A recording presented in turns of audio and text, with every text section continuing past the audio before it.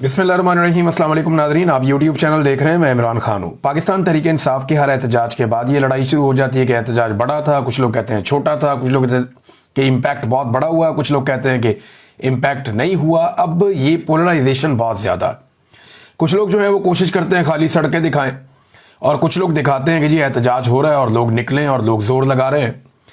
लेकिन ये बाकी पॉलिटिकल पार्टीज के साथ नहीं होता। क्यों नहीं होता? वजह यह है कि वो पॉलिटिकल एक्टिविटी करते ही नहीं है। जब कोई पॉलिटिकल एक्टिविटी करेगा तभी आप उसके ऊपर सवाल उठाएंगे ना कि ये अच्छी हुई या बुरी हुई। पीएमएलएन को एक पॉलिटिकल एक्टिविटी किए हुए बहुत लंबा अरसा हो गया।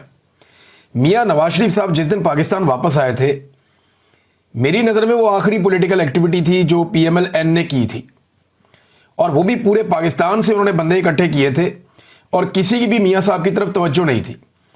ना कोई बंदा मियां साहब को सुन रहा था, ना देख रहा था, ना कोई देखना चाहता था। मियां साहब आए, कबूतर उड़ाए और मियां साहब के तोते उड़ गए उस दिन कि ये तो वो अवाम ही नहीं है जिनको मैं छोड़कर गया था पाकिस्तान में। मियां साहब के पाकिस्तान से डील करके बाहर जाने और वापस आने के बीच में पाकिस्तान बहुत ज़्यादा बदल गया था। लेकिन मियां साहब को जब पता चला कि कादी फायद ईसा साहब आ गए हैं और अब बात बन गई है तो वो इस चक्कर में वापस आ गए। लेकिन उनके पल्ले कख नहीं बचा।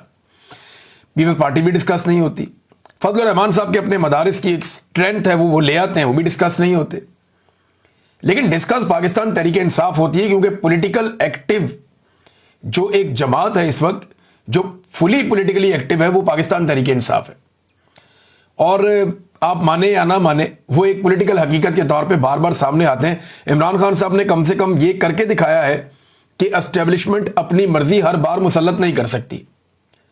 बजाय इसके कि तनकीद करें और लड़ाई करें, बाकी पॉलिटिकल पार्टीज को इस बात पे खुश होना चाहिए कि कम से कम एक जमात तो ऐसी निकली जिसने अगर सामना किया, कम से कम एक जमात तो ऐसी निकली है जो डट कर खड़ी है और अभी तक तबाह नहीं हो सकी, या उसे पीछे नहीं हटना पड़ा, या उसे जमीन पर लेटना नहीं पड़ा।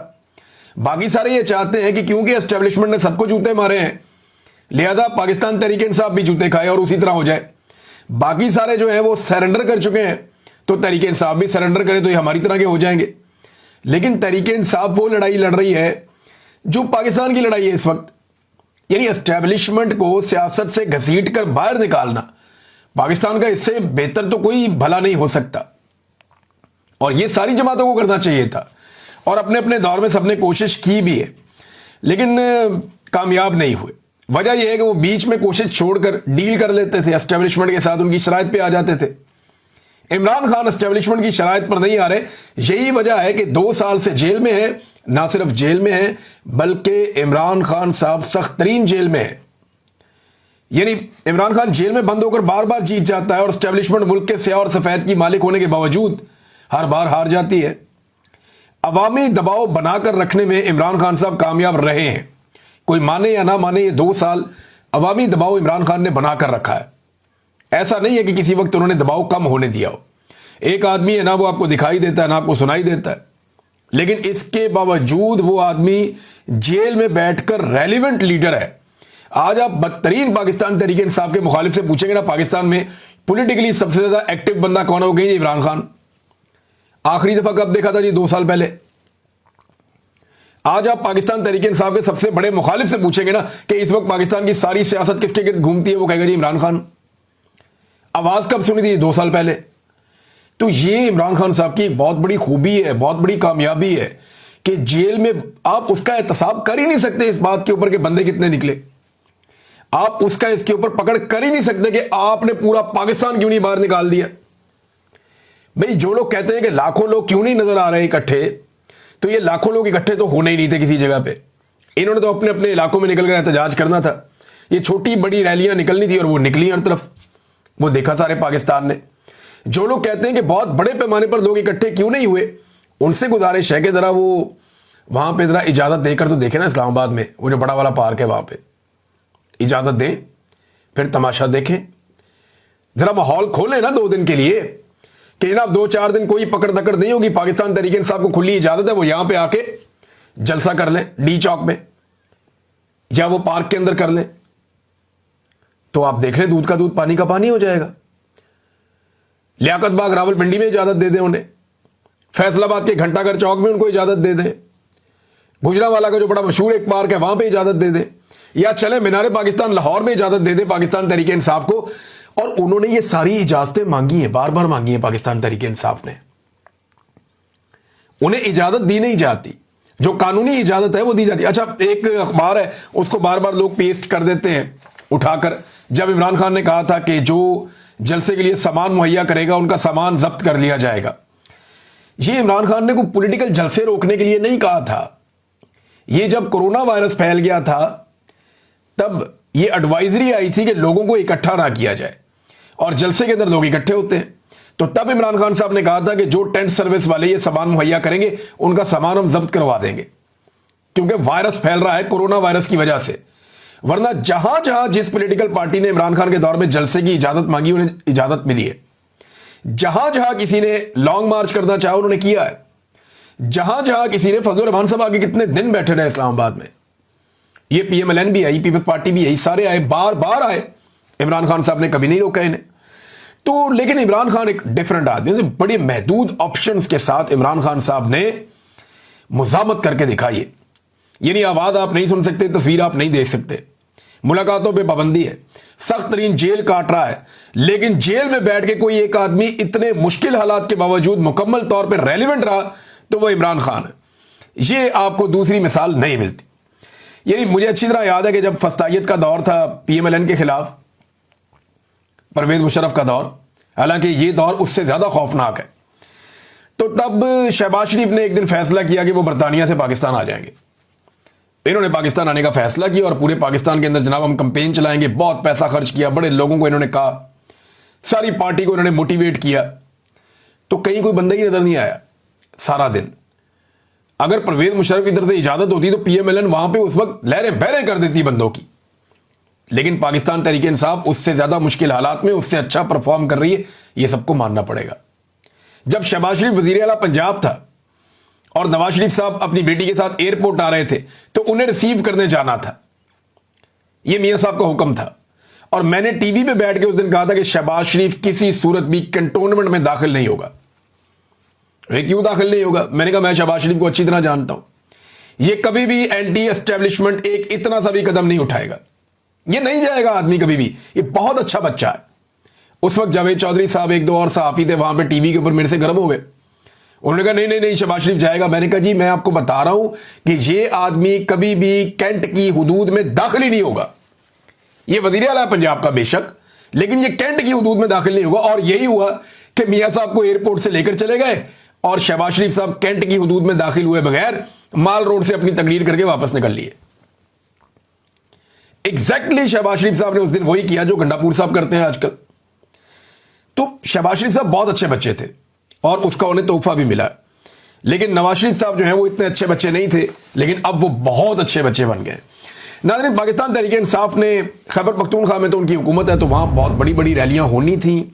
मर्दान में बहुत बड़ा प्रोग्राम हुआ, स्वाबी इंटरचेंज पे बहुत बड़ा प्रोग्राम हुआ, जहां पे असद कैसर साहब और शहराम तरकई खास तौर पर इन्होंने बहुत बड़ा इज्तिमा किया लोगों का, और बैन अल-अक़वामी मीडिया ने बड़ी कवरेज की है, बहुत कवरेज की है। रॉयटर्स के ऊपर मैंने देखा, TRT वर्ल्ड में देखा, अल जजीरा इंग्लिश में देखा, अरबिक चैनल पे देखा, अल अरेबिया में देखा, और मलेशिया टुडे के अंदर मैंने देखा, BBC पे देखा, ब्लूमबर्ग पे देखा, बहुत सारे और बैन अल-अक़वामी मीडिया है, जरीदे हैं, अखबारात हैं और मीडिया हाउसेज हैं, उन्होंने ये खबरें चलाई हैं इमरान खान साहब के एहतजाज की, और भरपूर तरीके से ये खबरें चली हैं। गिरफ्तारियां भी हुई पाकिस्तान तहरीक इंसाफ की और बड़े पैमाने पर हुई। गिरफ्तारियों के हवाले से जो अदाद शुमार हैं वो अलग अलग किस्म के आ रहे हैं, तो हुकूमती ज़राए अलग हैं, पुलिस के ज़राए अलग हैं, पाकिस्तान तहरीक इंसाफ का क्लेम अलग है। लेकिन ये किसी सूरत भी अगर आप इसको कहीं पे बीच में इन बिटवीन भी आप देखें तो ये 1200 से ज़्यादा कारकुन कम से कम पंजाब में गिरफ्तार किए गए, जिनमें 250 से ज़ायद का दावा किया जा रहा है कि ये लाहौर से गिरफ्तार किए गए। तो इतने बड़े पैमाने पर गिरफ्तारियां तो कभी, यानी जितने बंदे PTI के गिरफ्तार हो गए इतने बंदे तो आजकल PMLN के जलसे में नहीं होते। जितने बंदे PTI के 9 मई से अब तक गिरफ्तार हो गए, इतना बड़ा जलसा तो नवाज शरीफ ने अपनी सारी जिंदगी में नहीं किया होगा। अगर 9 मई और उसके बाद जो 26 नवंबर को जो गिरफ्तारियां हुई ना, ये 20-22-25 हजार बंदा, ये बंदा इकट्ठा कर ले एक जगह पे तो एक बहुत बड़ा हुजूम बन जाता है, बहुत बड़ी तादाद में लोग हो जाते हैं। इतनी गिरफ्तारियां पाकिस्तान तहरीक इंसाफ की हुई हैं कि जितने बंदे किसी बड़े से बड़े जलसे में ये पॉलिटिकल पार्टीज नहीं निकाल सकती, ये पाकिस्तान तहरीक इंसाफ ने करके दिखाया। और बहुत बड़ी बात है जो उन्होंने करके दिखाया। गंडापुर साहब के साथ नाजरीन बहुत बुरी हुई है। गंडापुर साहब रैली के साथ आए और मैंने जो सहाफ़ी वहां पे मौजूद थे मैंने उनसे पूछा, मैंने कहा जी आपने क्या देखा।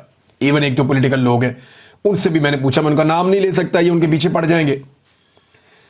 तो उन्होंने मुझे क्लियरली कहा, उन्होंने कहा जी गंडापुर साहब मौजूद जरूर थे, वो एक्टिविटी कर रहे थे और पॉलिटिकली एक वो फिगर है, लेकिन गंडापुर साहब को पब्लिक रिस्पॉन्ड नहीं कर रही थी उस तरीके से जैसे उन्हें किया जाता है। सोशल मीडिया पे थोड़ा बहुत उनका शबशबा चल रहा था, लेकिन गंडापुर साहब ने जब तकरीर की तो उनकी तकरीर टोटल जो है वो 1.25 मिनट से 1.5 मिनट के बीच में थी। उन्हें भी आइडिया हो गया था कि देखिए लीडर को मजा तब आता है जब वो बात कर रहा हो और लोग सुन रहे हो। साउंड सिस्टम था उनके पास, अगर सामने 10-20 हजार लोग खड़े हो जाते तो वो उनसे बात कर सकते थे, लेकिन लोग गंडापुर के कंटेनर के इर्द गिर्द आए नहीं, उनकी दिलचस्पी गंडापुर में से खत्म हो गई थी। तो गंडापुर साहब को यह सोचना चाहिए था अपने पांव पे बार बार कुल्हाड़े मारने से पहले कि वो कुर्बान क्या चीज कर रहे हैं और किस चीज के लिए कर रहे हैं। वजारत आला के लिए अपनी सारा सियासी करियर, अपनी इज्जत सब कुछ दांव पे लगा रहे हैं। लोगों में एक बहुत बड़ी क्रेडिबिलिटी थी कि इस आदमी की ब्रेक उस जगह पे आके लगती है जहां इमरान खान साहब बुलाते हैं।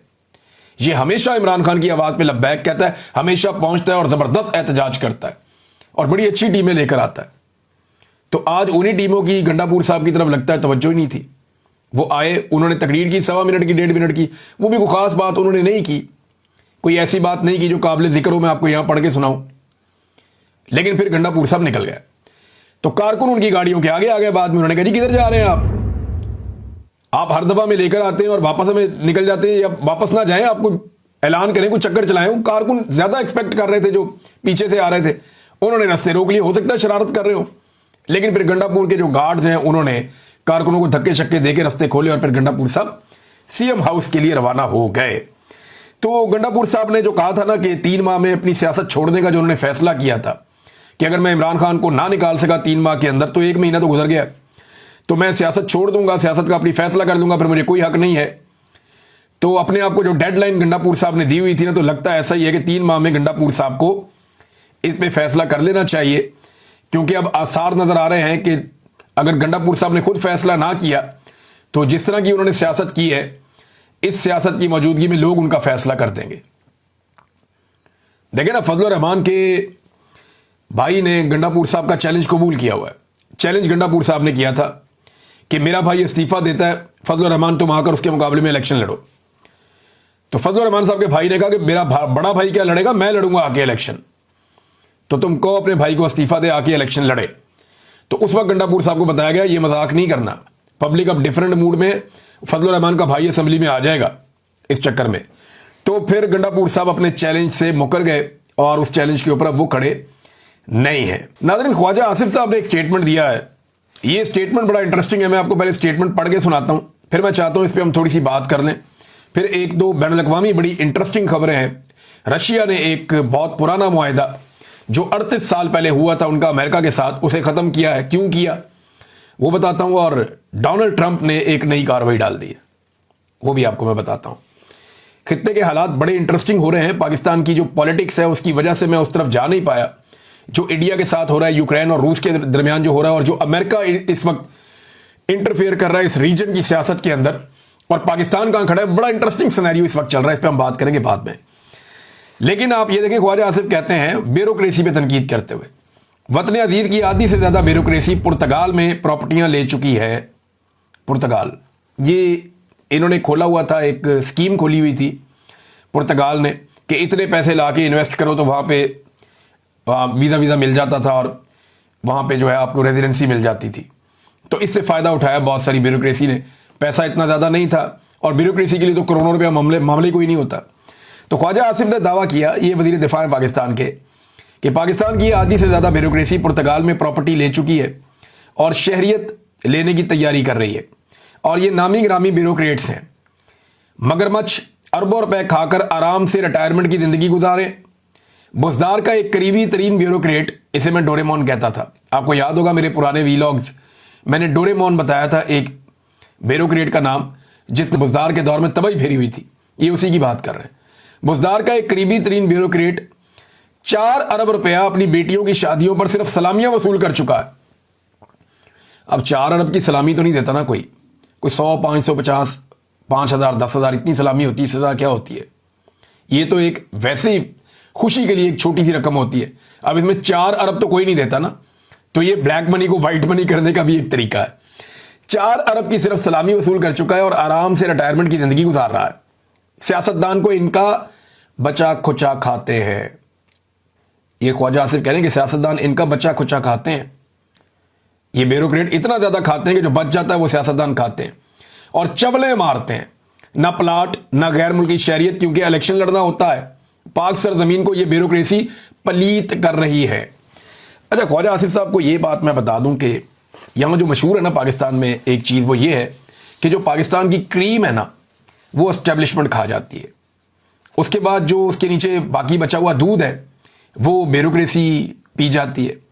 और फिर सियासतदान कहते हैं जो हांडी में लगा हुआ थोड़ा बहुत साइडों पे कुछ बचा कुचा होता है वो हमारे हिस्से में आ जाता है और सियासतदान फिर मुंह काला कर लेते हैं वो खा के। हालांकि जो सियासतदान है ये इलेक्शन लड़के आते हैं, इनकी पावर सबसे ज्यादा होती है क्योंकि ये पूरी रियासत को चलाने के लिए एक निगरान के तौर पे आते हैं अवाम की जानिब से। इनके पास इख्तियार होता है कि ये एस्टेब्लिशमेंट को नकेल डालें और सियासतदानों को सीधे रस्ते पे लगाए। इनके पास ये मैंडेट होता है या इख्तियार होता है कि ये नकेल डालें एस्टेब्लिशमेंट को और जो ब्यूरोक्रेसी है उसको सीधे रस्ते पे लगाएं। लेकिन ये एस्टेब्लिशमेंट के जूते पॉलिश करते हैं और ब्यूरोक्रेसी के पीछे चल जाते हैं उनका बच्चा कुचा खाने के लिए। तो ख्वाजा आसिफ साहब, ये गंद आप लोगों ने मारा है और आप इसके लिए रिस्पॉन्सिबल हैं। जब जब कोई एस्टेब्लिशमेंट के रास्ते में खड़ा हुआ तो आप और आप जैसे लोग सामने आ गए और उन्होंने सहूलतकारी की, जिसके नतीजे में ये ब्यूरोक्रेसी का गंद और एस्टेब्लिशमेंट की गलत रविश आज तक पाकिस्तान में चल रही है। ये सिलसिला रुका नहीं। नाज़रीन, डोनाल्ड ट्रंप जिसको नोबेल पीस प्राइज के लिए पाकिस्तान ने नामजद किया, उसकी जानिब से खबर है, मैं आपको पढ़ के सुना देता हूं। अमेरिकी सदर ट्रंप ने गजा पर कब्जे का मामला इसराइल पर छोड़ दिया है। और अमेरिकी सदर ने सहाफ़ी की जानिब से सवाल हुआ कि गजा पर इसराइली कब्जे के मंसूबे से मुताल्लिक आप क्या कहेंगे और कि इनकी हुकूमत की तवज्जो फ़लस्तीनियों के महसूर इलाकों में ज़्यादा ग़िज़ा पहुँचाने पर है। ट्रंप ने कहा कि बाकी मामले पर वो कुछ नहीं कह सकते, ये ज़्यादातर इसराइल पर मुनहसर होगा, यानी ये इसराइल करेगा। अब आप अंदाज़ा करें, इसराइल जो है वो फैसला करेगा गजा के साथ क्या करना है, और इसराइल तो फैसला कर चुका है। वहाँ खबरें छप चुकी हैं पहले ही और बाकायदा इसराइल ने एक पूरा मैप जारी किया कि वो पूरे गजा पे कंट्रोल करेंगे, कब्जा करेंगे। तो पाकिस्तान इन हजरात को नोबेल पीस प्राइज के लिए नामजद कर रहा है। बड़ी अच्छी बात है। पाकिस्तान की एक आज़ाद सोच है, एक आज़ाद खारजा पॉलिसी है, उसके नताइज आपके सामने हैं। नाज़रीन, एक काम किया प्यूटन ने, और ये 38 साल पुराना एक मुआहदा था अमेरिका और रशिया के बीच में। और मुआहदा ये था कि intermediate range nuclear forces INF जो है, इनके मुआहदे के तहत कुछ खुद साख्ता पाबंदियां थी दोनों पर, उनसे रशिया ने अपने आप को बाहर निकाल लिया। यह मुआहदा हुआ था जब साबिक सोवियत यूनियन होता था, जब रशिया को सोवियत यूनियन कहते थे। उस वक्त मिखाइल गोर्बाचोव वहां सदर थे रूस के, और अमेरिकी सदर रोनाल्ड रैगन थे। इन दोनों के बीच में 1987 में दस्तखत हुए थे, जिसके तहत 500 से 5500 किलोमीटर तक मार करने वाले जमीन से दागे जाने वाले मिसाइलों की तैयारी, जांच और तैनाती पर मुकम्मल पाबंदी आयद कर दी गई थी। अब रशिया की वजारत के मुताबिक वाशिंगटन को बार बार खबरदार किया गया, मगर अमरीकी इकदाम से वादे हो गया कि वो ऐसे मिसाइल यूरोप, एशिया और बैरुल काहिल में तैनात करने की तैयारी कर रहा है जो रशिया के लिए खतरा हो सकते हैं। लिहाजा रूस ने वादे कर दिया कि अब वो जमीन से दरमियाने और कम फासले तक मार करने वाले बैलिस्टिक और क्रूज मिसाइलों की तैयारी, जांच और तैनाती पर किसी पाबंदी का पाबंद नहीं है। अब वो ये हथियार बनाएगा। हथियार तो ये बनते रहते हैं, लेकिन ये एक पाबंदी थी जो रशिया ने अब अमली तौर पर अनाउंस करके ख़त्म कर दिए। नाज़रीन, इससे पहले मैं ये अपना वीलॉग ख़त्म करूँ, महमूद खान अचकज़ई साहब ने नवाज शरीफ साहब को एक बड़ा मासूमाना और एक बड़ा अजीब सा मशवरा दिया। मैं वो मशवरा पढ़ रहा था और मुझे हैरत हो रही थी कि वो कितने मासूम आदमी है। अचकज़ई साहब कहते हैं, नवाज शरीफ से कहता हूं कि अपने भाई को समझाएं कि इमरान खान से उनके साथियों, बहनों और बच्चों को मिलने दे, और अगर कोई बच्चों को बाप से मिलने से रोकेगा तो वो कोई जनूनी पागल होगा जिसे इंसानियत से दिलचस्पी नहीं होगी। देखें, बड़ी सादगी है आपकी। अचकज़ई साहब, आप नवाज शरीफ साहब से ये मुतालबा कर रहे हैं और आपको लगता है कि शहबाज शरीफ साहब ने रोका हुआ है। ये दोनों भाई न 3 में है न 13 में है। इस मुल्क का कोई फैसला करने में भी ये शामिल नहीं है। हाँ, गुनाहगार ज़रूर है हर चीज़ के लिए, ये जिम्मेदार हर चीज़ के लिए ज़रूर है, लेकिन इनका करना क्या है? इनकी तो बात ही कोई नहीं सुनता।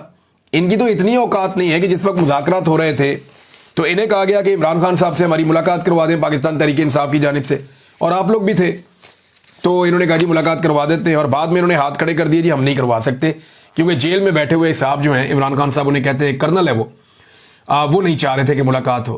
तो इस हुकूमत की इतनी सी औकात है। किस नवाज शरीफ की बात करते हैं, किस शहबाज शरीफ की बात करते हैं? जूते पॉलिश कर करके सारी पॉलिश इनके हुलिये बिगाड़ चुकी है।